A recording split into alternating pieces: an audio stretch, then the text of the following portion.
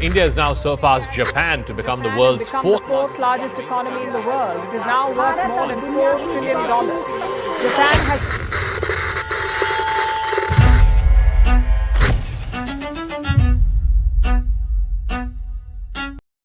चलिए शुरू करते हैं फिर आज का हमारी इकोनॉमी के डेवलपमेंट रिपोर्ट 2014 से 2024 तक की। हम देखते हैं कि क्या इंडिया ने करा इस टाइम पे और क्या हमारी गवर्नमेंट ने करा इस टाइम पे। चलिए सबसे पहले तो एक एग्जीक्यूटिव समरी पढ़ लेते हैं इसकी। यार इंडिया की जो इकोनॉमिक ग्रोथ है जर्नी फ्रॉम 2014 टू 2024 जो है एक रिमार्केबल एंड रिलायंस ग्रोथ रही है। ये मेरे हिसाब से अपने हिसाब से आप अपना ओपिनियन कमेंट बॉक्स सेक्शन में लिख सकते हैं। चलिए आगे चलता हूँ फिर इसके बाद हम यहाँ देखेंगे कि 2014 से 2024 तक हमारे जो जीडीपी का साइज है वो है 75% से बड़ा है। इसका मतलब क्या है, अगर हमारी जीडीपी 100 थी, फॉर एन एग्जांपल अगर हमारी जीडीपी 100 थी तो वो 175 हो गई है पिछले 10 ईयर्स में। It is good growth, okay growth, ठीक है। इसके बाद देखते हैं कि ये वर्ल्ड लार्जेस्ट इकोनॉमी है बाय जीडीपी, क्योंकि ये हिसाब से मैंने 2024 के हिसाब से बनाई है तो इस हिसाब से 5th नंबर आ रहा है। अभी जापान को ओवरटेक कर दिया और 4th नंबर की हमारी इकोनॉमी बन गई है। इसके बाद चलते हम एवरेज एनुअल जीडीपी ग्रोथ जो हमारे 6.5 की है, जो कि थोड़ी सी कम है बट या ओके। इसके बाद हमारा जो अनएम्प्लॉयमेंट रेट का जो डेटा आया था वो आया था 4.2% का, जो कि अच्छा है एज पर आवर जीडीपी। चलिए तो यहाँ सबसे पहले तो यहाँ देखते हैं कि इंडिया की जीडीपी ग्रोथ रेट कितना है। वो है 2014 से 2024 तक देखते हैं कितना। सबसे पहले तो ये जो ईयर है इस टाइम होराइजन को आप लोग इग्नोर करना थोड़ा सा ना, क्योंकि ये एक्सेप्शनल केस है कोविड का, तो इसे तो इग्नोर करेंगे। इसके अलावा वो देखते हैं 9 साल बचे हुए। तो यार हमारी 2014 में जो जीडीपी ग्रोथ थी वो थी अराउंड 7.5% के आसपास, और जो आज के टाइम पे भी ऑलमोस्ट इक्वली चल रही है, जो कि एक गुड बात, अच्छी बात नहीं है हमारी इकोनॉमी के लिए। हल्की फुल्की बढ़नी चाहिए थी यार, लाइक 8% के आसपास होनी चाहिए थी। अगर हमें एक अच्छे लेवल पे आना तो 8% के आसपास हमारी जीडीपी का ग्रोथ रेट होना चाहिए, जो कि आने वाले टाइम पे होगा।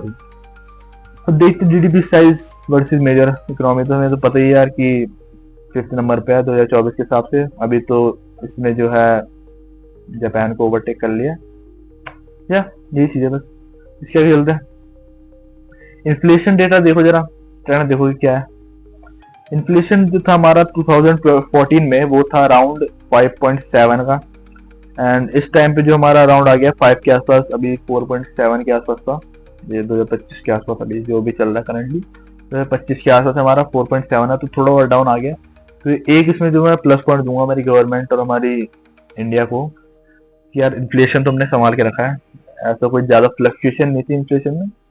It is constant and it is good for India. Okay, इसके आगे चलते जरा। इसके आगे हमारा फॉरेन डायरेक्ट इन्वेस्टमेंट इनफ्लोज। अब देखो अगर हम नॉर्मली देखें तो उसकी ग्रोथ तो अच्छी है, बट मेरे हिसाब से मेरे को ऐसा लगता है कि अगर इंडिया को आगे बढ़ना है तो ये ग्रोथ रेट अच्छा होना चाहिए। अराउंड इस टाइम पे अभी हमें 80 के आसपास होना चाहिए था, आई मीन डबल होना चाहिए था। उस टाइम पे 45 के आसपास चल रहा था, 90-80 के आसपास इस टाइम पे हमें होना चाहिए था, बट या होती है कुछ चीज़ें। एंड इसमें मैं एक नेगेटिव पॉइंट दूंगा हमारी इकोनॉमी को। अब ये जो पॉइंट है, अब इसमें जो पूरी डिबेट चल रही थी मतलब इंस्टाग्राम के ऊपर कि फ्रीबीज बांटते, तो ये चीज देखो यार, आप थोड़ा स्टाइल देखो और कम बोलो गवर्नमेंट को, ठीक है। तो यहाँ देखो 2014 में जो हमारी थी 22% के आसपास से हमारा पॉवर्टी लाइन से नीचे जो थे बंदे, और आज देखो ये कितना है, अराउंड 14% से नीचे, मतलब 13.5 के आसपास परसेंट के आसपास जो बंदे हैं वो पॉवर्टी लाइन से नीचे हैं। तो ये भी बहुत एक अच्छी बात है इंडिया के लिए। और ये जो फ्री बीज है देख लो कहाँ काम आ रही है, ठीक है। स्टैट्स के ऊपर बात कर रहा हूँ मैं, अपना कुछ ओपिनियन नहीं है मेरा, ना मैं कुछ बायस ओपिनियन दे रहा हूँ भाई। स्टैट्स के ऊपर जब गलत हो रही है मैं गलत बोल रहा हूँ, सही है सही बोल रहा हूँ भाई। चलते हैं इसके आगे। इसके बाद चलते पर कैप्चा इनकम ग्रोथ देखते जरा। अब यहाँ थोड़ी सी इंडिया मात खा गया यार, क्योंकि जीडीपी जो हमारी अराउंड डबल हो गई है एज पर 2025, लेकिन पर कैपिटल इनकम ग्रोथ डबल नहीं हो पाई है। तो ये आई गेस कहीं ना कहीं पीछे छूट रही है इंडिया इस चीज में कि पर कैपिटल इनकम ग्रोथ में, और ये एक ट्रू इंडिकेटर है हमारा वेलफेयर के लिए कि यार सबके सब ऊपर बढ़ना चाहिए, सबकी एवरेज इनकम जो है बढ़नी चाहिए। तो इंडिया को इसमें काम करने की जरूरत है बहुत ज्यादा। ओके, क्या चलते हैं जीडीपी ग्रोथ रेट मेजर पे, तो खैर इंडिया क्लियर विनर है इसमें, इसमें कुछ बात भी नहीं करनी चाहिए क्योंकि इंडिया का इकोनॉमिक डिविडेंड भी बहुत अच्छा है इस टाइम पे। एंड या सबसे ज्यादा एक्ट्रैक्टिव लोकेशन इंडिया इस टाइम पे, तो जीडीपी ग्रोथ रेट होना ही चाहिए इसमें। अब इसके बाद बात करते हैं जरा इसके ऊपर, ये जो हमारे इंडिकेटर हैं, की इंडिकेटर्स, एक है जीडीपी साइज, एक है हमारा सर्विस एक्सपोर्ट, एक है हमारा मैन्युफैक्चरिंग, एक है हमारा डिजिटल इंफ्रास्ट्रक्चर, एक है हमारा एफडीआई इनफ्लो एंड एक है हमारा ग्रोथ रेट। चलते हैं सबसे पहले तो जो इंडिया ने एक लाइक अब द एवरेज काम किया वो किया भाई, हमारा डिजिटल इंफ्रास्ट्रक्चर बहुत अच्छा हो गया। मोस्ट ऑफ द कंट्रीज से हमारा जीडीपी वो डिजिटल इंफ्रास्ट्रक्चर बहुत अच्छा है। जैसे कि अभी यूपीआई भी था जो एक बहुत अच्छी चीज करी है इंडिया ने पिछले 10 सालों में, एक डेकेड के अंदर अंदर, कि यूपीआई बहुत सारे नेशन अडॉप्ट करना चाहते हैं। लाइक यूएसए से भी हमारी डील हुई थी बीच में, 2024 के एंड की बात है शायद, कि यूपीआई वो लोग मांग रहे थे कि हमें दो, तो उसे हमने कुछ कॉन्ट्रैक्ट में बेचा है उनको, यूएसए वालों को। अब इसके बाद देखते हैं आगे। अब एक हमारा एफडीआई इनफ्लो जो मैंने बताया था आपको कि यार बढ़ना चाहिए था मेरे हिसाब से। वैसे तो ओके कर रहा है, अच्छी तरह कर रहा है, लेकिन मेरे हिसाब से और होना चाहिए क्योंकि इंडिया और ज्यादा ट्रैक कर सकता है एफडीआई के इनफ्लोज को। ग्रोथ रेट भी ऐसा कुछ खास नहीं है, सेटिस्फैक्टरी नहीं है growth rate. And GDP size okay है, नो प्रॉब्लम। हाँ, अब इस चीज में मैं गवर्नमेंट को थोड़ा सा क्रिटिसाइज करूंगा कि यार हमारे सर्विस एक्सपोर्ट है वो बढ़ने चाहिए। हम अभी मेजर जो हमारा सर्विस एक्सपोर्ट है वो सिर्फ आईटी सर्विस का है, लेकिन ऐसे बहुत सारी चीजें हैं जो हम एक्सपोर्ट कर सकते हैं एज अ सर्विस। कि इंडिया का जो इकोनॉमी है वो अराउंड 55% सर्विस के ऊपर बेस्ड है, सर्विस बेस्ड इकोनॉमी बन रही है हमारी इंडिया। तो यार इसके एक्सपोर्ट तो बढ़ने चाहिए थे। इसमें थोड़ा सा मैं गवर्नमेंट को क्रिटिसाइज करूंगा और आई एम गवर्नमेंट इसमें थोड़ा सा। ठीक है, इसके बाद चलते हैं मैन्युफैक्चरिंग। मैन्युफैक्चरिंग में ग्रोथ तो नहीं है, ये तो सबको ही पता है। मेड इन इंडिया जो हमारा इनिशिएटिव था गवर्नमेंट का, वो कहीं ना कहीं बेकार दिख रहा है इसमें, और नहीं दिख रहा हो सही में, मतलब बेकार चीज है वो, मतलब कहीं दिख नहीं रहा मेरे को उसका इम्पैक्ट। और पर एक ये भी चीज मैं इसमें कहूंगा, थोड़ा सा ये कॉन्ट्रेरी ओपिनियन है मेरा कि यार हमें मैन्युफैक्चरिंग के ऊपर उतना ध्यान नहीं देना चाहिए जितना हमें सर्विस एक्सपोर्ट के ऊपर ध्यान देना चाहिए। कि मैन्युफैक्चरिंग के अंदर ऑलरेडी चाइना लीड कर रहा है, तो हमें मैन्युफैक्चरिंग के ऊपर उतना ध्यान नहीं देना चाहिए जितना हमें सर्विस एक्सपोर्ट के ऊपर ध्यान देना चाहिए। कि इंडिया वैसे ही इंडिया का मेजर कंट्रीब्यूशन सर्विस से आता है, तो मैं उसमें बहुत ज्यादा आसानी होगी। हम 0 से 10 तो आ चुके हैं सर्विस में, अब 10 से 100 जाना है, लेकिन हम मैन्युफैक्चरिंग में 0 से 5 ही आए हैं अभी तक। तो 10 से 100 जाने में ज्यादा आसान है या कि 5 से 100 जाने में।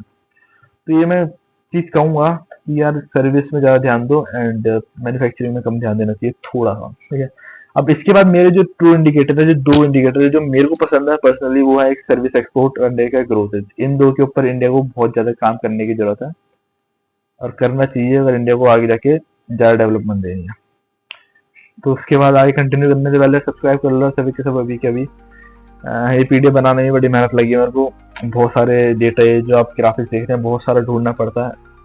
तो यार कुछ सब्सक्राइब कर दो, बस आपका एक सब्सक्राइब बहुत काम आएगा मेरे। एंड ऐसी बहुत ज़्यादा इन्फॉर्मेटिव वीडियो आगे जाके मैं आप सबके साथ शेयर करूंगा। चलिए कर देना सब्सक्राइब। इंडिया की जीडीपी की तो बात कर ली, अब जरा थोड़ा कंपैरिजन भी कर देते हैं इंडिया की जीडीपी का और जीडीपी के साथ।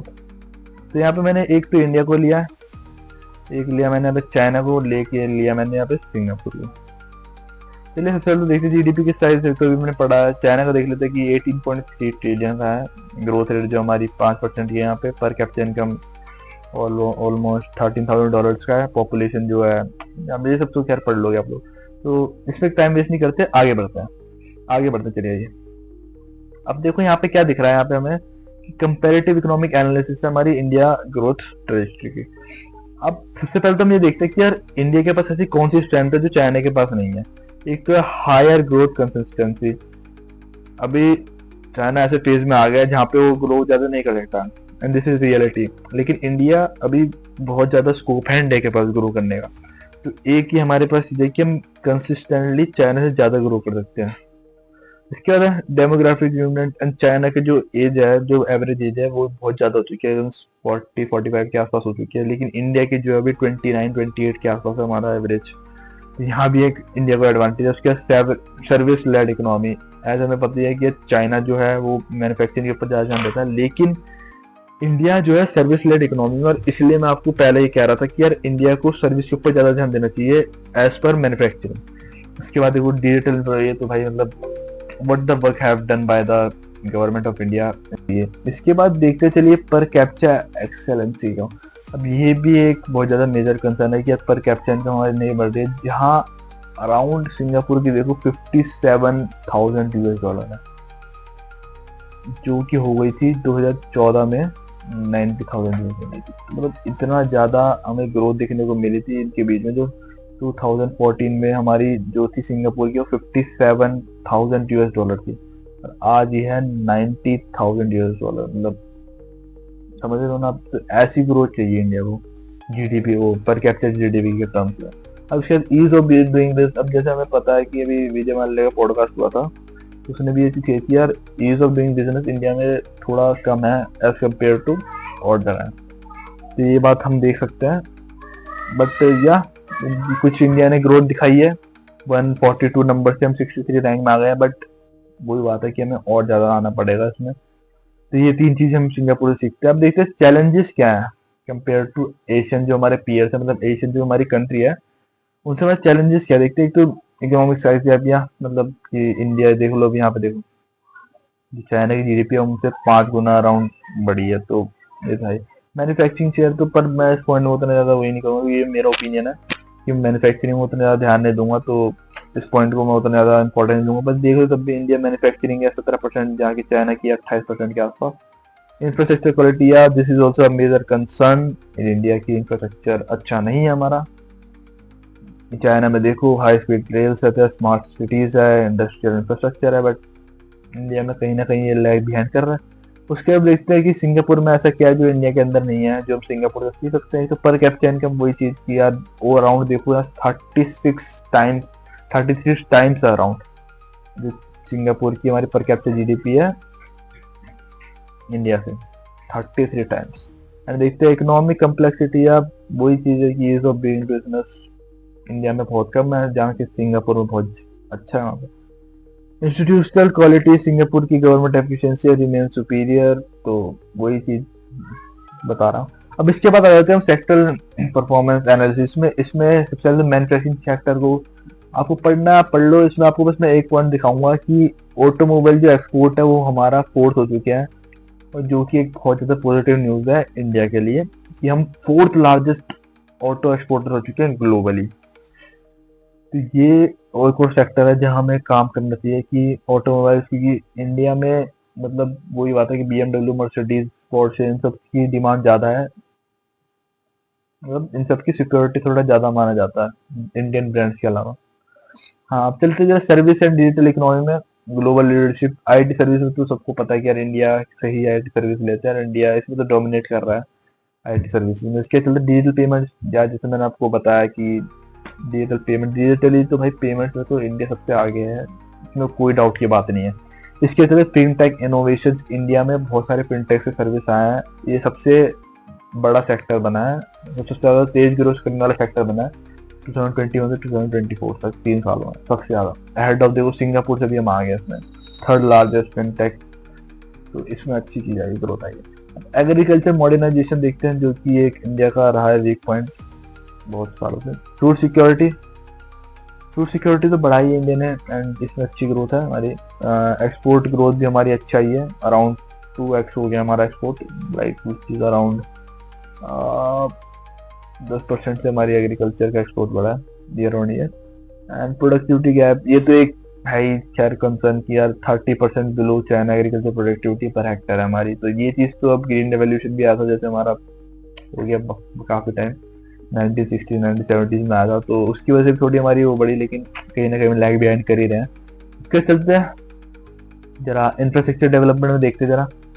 ट्रांसपोर्टेशन नेटवर्क्स, हाईवे का कंस्ट्रक्शन है। देखिए इस टाइम पे जो हमारा 25 किलोमीटर प्लस डे में बन रहा है, मतलब हर दिन 25 किलोमीटर का हमारा रेलवे ट्रैक हाईवे कंस्ट्रक्शन हो रहा है। एंड चाइना में जो अभी चल रहा है वो है 20 kilometre day, which is quite good. Railway electrification देखो यहाँ पे 14,000 किलोमीटर इलेक्ट्रिफाइड हो चुका है, चाइना में जहाँ पे 1 लाख है। अब high railway speed Mumbai Ahmedabad bullet train under construction यानी चाइना में 14,000 किलोमीटर तक नेटवर्क है, which is quite good for China, but हमें भी अभी ग्रो करना है एंड या government is working on it.